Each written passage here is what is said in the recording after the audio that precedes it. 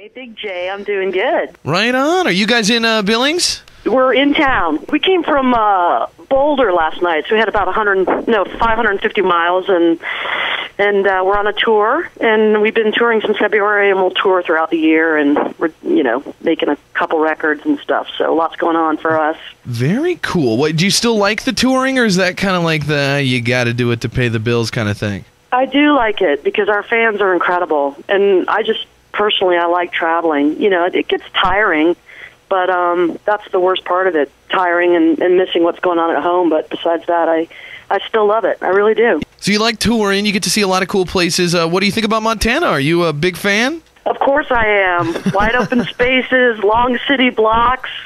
It's awesome. I mean, it's so different from the East Coast that it's like a foreign world.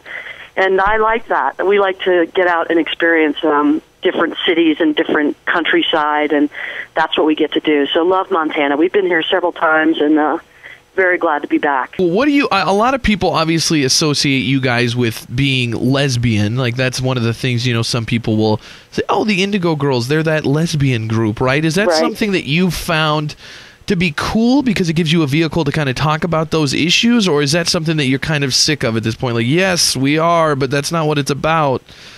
Well, there's no doubt that we've been pigeonholed, and you sort of become a parody after a while. But the truth is that for us, it's much more important to be part of the movement for civil rights and for acceptance of queer people. So we wouldn't change a thing. When we came out, we knew that was going to happen, and I feel that a lot of people out there probably haven't checked out our music, and that it has more scope than they might imagine in terms of its influence and just the breadth of the musical experience of our music. But much more important to be, to stand up for who we truly are and to help people who are struggling in their own search for identity and in their coming out, and to be part of the movement. So we feel very grateful that if we can help make change, it's more important than anything else. And what do you think about? I mean, obviously, over the years, you've probably seen a lot of things change because that's one of the movements that's kind of gained a lot of steam lately. Are you happy with the progress that's been made, or are you kind of disappointed, think there's still a lot to be done, or what's your feeling on the current state of like gay and lesbian rights in America?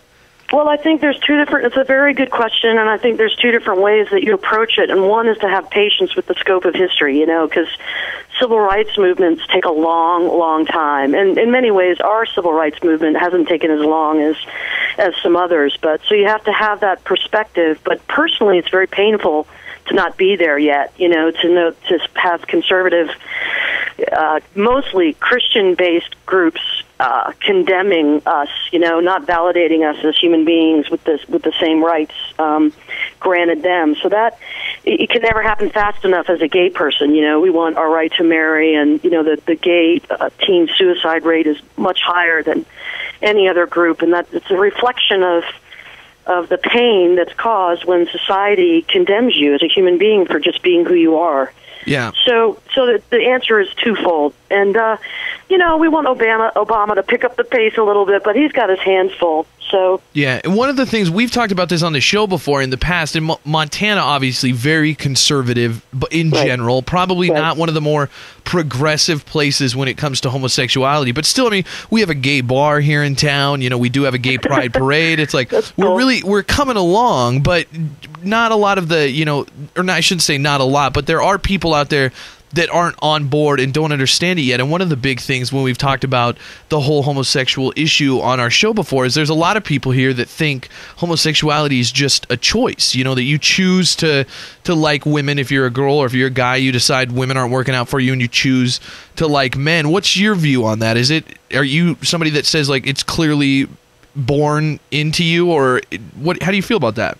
Well, there's no doubt that it's born into you. I don't think anybody would make a choice to face a life of oppression and invalidation from, social and cultural forces. It's just, as a gay person in this culture, you have to constantly validate yourself, and which is why we kind of stick together and help each other out. And, who knows the biology of sexuality? I mean, there are people who are truly bisexual and people who are completely heterosexual and people who are completely homosexual. Science doesn't understand yet the whole spectrum of sexuality physiologically. But there's absolutely no doubt that it's not a choice. Yeah, I mean, that's my view on it. Like, because exactly what you said there. My thing is, like, why would anybody choose that sort of an uphill battle? I mean, life's hard enough as it is. Why would you want to choose to go through that if it was simply just a choice? Yeah, it's not a choice. There's something quite strengthening about being a member of a minority and having to grow through the evolution of rights and work towards change. There's something that's that helps you grow in your soul.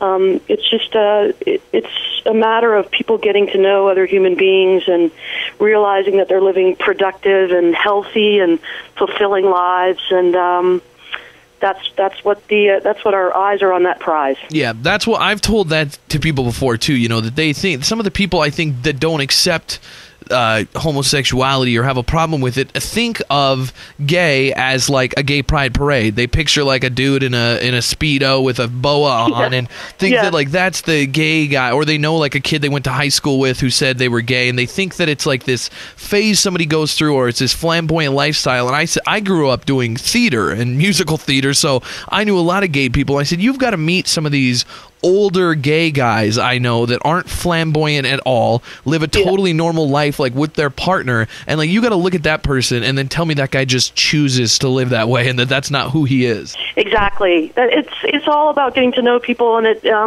I mean, I wouldn't take away the flamboyance and the gay pride and the parades and all that stuff. That's part of the whole gay culture, but you're right, there's a whole other element of the queer world that people aren't often introduced to. So, but the other issue is the church. You know, it's religious condemnation of homosexuality is a huge issue and a problem. My dad is a Methodist minister and a theologian, and I never had any struggle with my spirituality and my homosexuality. I was blessed to grow up in a world of progressive Christians who are deeply saddened and pained, and these are straight people. You know, they're pained by the conservative church's condemnation of homosexuality. Yeah, there's a lot of condemnation still, obviously, a lot of problems, but I see what you're saying. Kind of the whole thing is you're moving in the right direction, slowly but surely, but you'll get there. Yep.